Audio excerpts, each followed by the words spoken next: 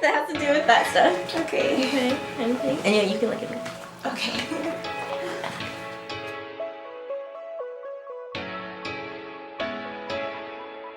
Hold up. How deep can we go?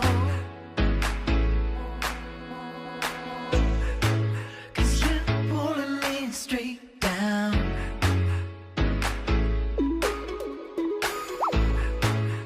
I'm used to all the pressure. So I identify as Asian and Afro-Latino. More specifically, that would be Filipino and Colombian and Trinidadian. I identify as 3/4 Chinese, a quarter Caucasian, which is just kind of like blend. I don't even really know the breakdown. My mom was Japanese. She came here from Japan when she was right around my age, actually. And my dad is Caucasian and grew up in Pennsylvania. My dad is black and my mom is Japanese. So we're Filipino and white. Our dad's Filipino. He's born there. So my mom is white, but basically our family is from Germany, Ireland, England, and Sweden, and something else. And then my dad is half Spanish, half Puerto Rican. Yeah. Growing up mixed was never confusing to me. It was always fun to have the two sides, the Asian side and the white side. And I didn't really question myself that much because I'm from California and there's so many mixed people that it just never really was an issue identity-wise for me. Now, being mixed growing up has been, well, it was something else to say the least. I felt like there was a pressure to specifically identify as just one of those groups because that was the way people labeled me. And it was a real struggle because, I mean, I was raised one way, but people looked at me a different way, and it was like switching back and forth between different lives, and I wasn't really comfortable in my own skin. So I look fairly Asian, and so when I was growing up, I was in a very like Caucasian neighborhood. There were a couple other Asian people, but overall it was very predominantly Caucasian. So I very much identified like just as Chinese, basically. Well, growing up mixed was really interesting, I guess, because a lot of my friends are actually also mixed with like what I am, like one white and Latino, but a lot of my friends are white and Latino.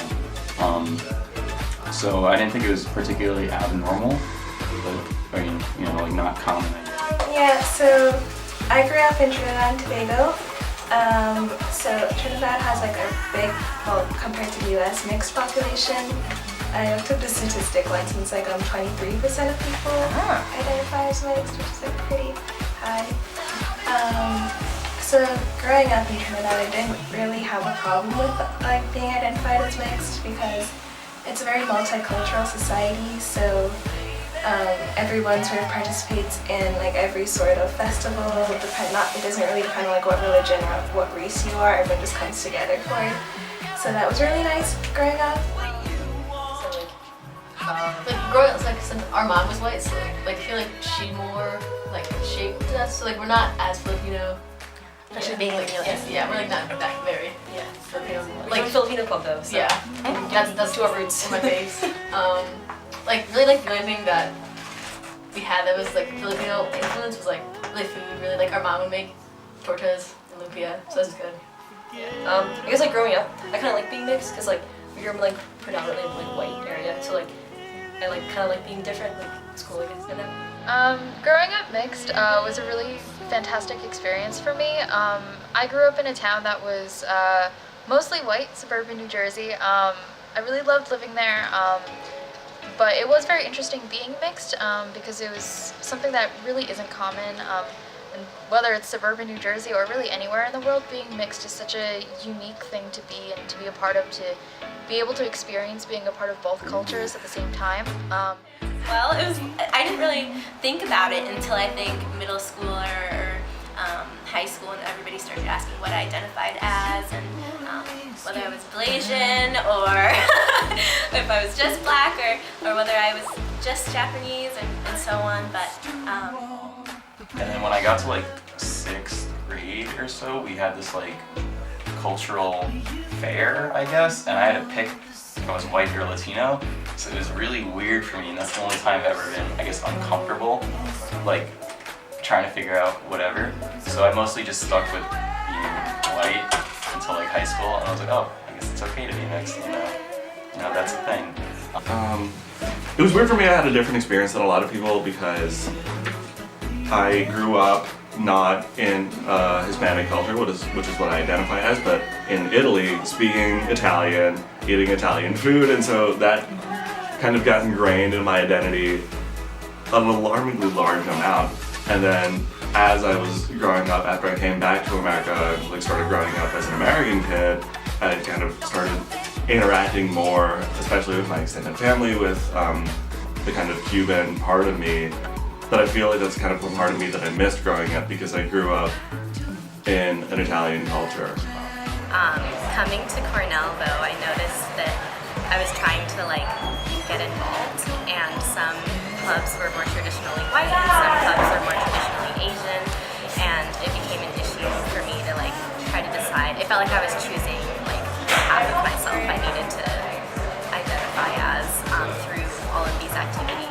American society, a lot less people identify as mixed, and when I came here I felt more like I had to choose which background I wanted to identify as. So I had a bit of trouble with that. I didn't really know what I wanted to do, and like if I would fit in with the groups that I wanted to participate in, or if they would, like how I would feel if I could try to fit in. I remember I would go to school in Japan during the summers near my grandparents' house, and being like the only half black kid in like a Japanese classroom was a huge thing for me. And to be in such a homogenous country as being half was a big deal. The way people reacted to you was different than in the US. I guess before coming to Cornell, I never really thought about the fact that I was like actually mixed. I think, so my dad's super white and my mom is Asian, so I was very like, I'm Asian and I'm white, but I never really considered like where that crosses together. And so I would do like a lot of Asian things, like with my mom's family, like go out to dim sum with my family, and like you do the whole like big Chinese dinner thing and things like that. Like I've been to China, whatever, with my grandma. I can speak a few words of Chinese. And then with my dad's side of the family, it was very like, they're from the Midwest, so very like, yeah, he's from Illinois. So very just like watching football and I don't know, just very, I guess like we kind of did the same thing, which was like the big family gatherings, but like different things happened at those family gatherings. Like, you know, it was like the loud white screaming at the TV kind of family, and then also the like quiet reserved Chinese family. But I never really considered where those two intersected. I haven't really felt like I've ever had to choose per se. It's the only time I really kind of had to confront that kind of thing was in high school. I like told a few people that I'm Cuban American, and they're like, "You don't look Cuban," and I'm like, then they're like, "So you're not really?" And I'm like, the hell? Like, that's not how that works. And so that was the only time where people like really tried to make me choose, and I was not having it. And so that's something I'm still kind of fighting with, because I got a lot of my mom and not a lot of my dad. That doesn't mean that the latter part is kind of less important. So. Coming to Cornell, I feel like there's like a lot of mixed people, and I like that because like I never really have before. There's a lot of Filipinos, so it's good. Yeah, I like that. When I got to Cornell, things started to change a little bit, you know, because Cornell is such a diverse community. And that being said, I didn't feel those same pressures from the same people, obviously, so I figured, why should I be stressing myself in my own skin? Just might as well just be comfortable and embrace all of it. So then coming to Cornell, it was kind of very different because there are so many more just Asians in general, and so it was kind of the first time that it really brought out like the duality of my being, I guess. And so part of college, I think, has been trying to tap into like that part of me that I didn't really get growing up. And it's hard because there's already so much happening around you at Cornell, and so it's tough, it's weird, I like still feel like I don't really belong. Like there have been people here who have called me like not a real Cuban before, which is a little bit messed up. And so I'm trying to work through it and see if I can kind of let that part of me exist. I think I identified, so I have like a really weird like identity crisis every now and then because I'm technically white and Chinese, but then I went to French school my whole life and my mom's actually from Hawaii. So I identify more with being Hawaiian than Chinese, even though by blood I'm not actually Hawaiian, but I speak more Hawaiian words, I eat more Hawaiian food, I listen to Hawaiian music, things like that. I sometimes occasionally dance hula. So that's more me than some of the more Chinese traditions, I guess. And then I also feel very strongly about being part of the French community. Even here at Cornell, I sort of do things with the French Society, taking a French class every semester, things like that. So I feel like almost I identify more with the things that I'm not actually. So growing up, it was like really interesting being able to show off my Japanese heritage and, you know, show off all the really unique and fun experiences I had. You know, with that culture and the culture growing up here. But it was also kind of a little lonely being like the only one to be mixed or to have some kind of shared heritage. Not a lot of people can relate to something like that growing up, with the exception of people like my brother or like my family specifically. So I'm still trying to, because I honestly don't really know that much about Chinese culture, just because both my parents were born in the States, so I've never been to China. I don't really know that much about Western culture, but coming to Cornell, I've just kind of been trying to like explore both sides, both being mixed race, and also just kind of what it means to actually be Chinese.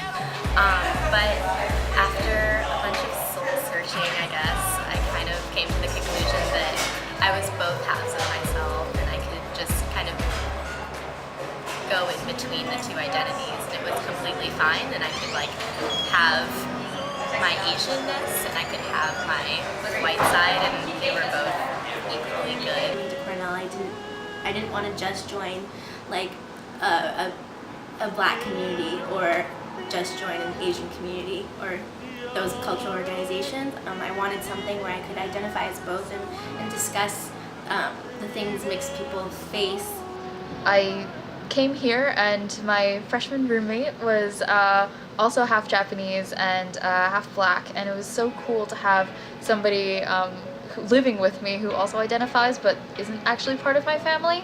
Really proud to be part of such a big community, you know, in a school with tens of thousands of kids, to have such a community filled with people of all different backgrounds and all different mixes that kind of understand what it's like to grow up feeling kind of like a mutt in some situations. It's really fantastic, and you meet the most amazing people with the most amazing background experiences. And I'm so happy that I get to be co-president of this wonderful organization, and I've gotten to be a part of all the events and all the experiences that come along with being mixed at Cornell.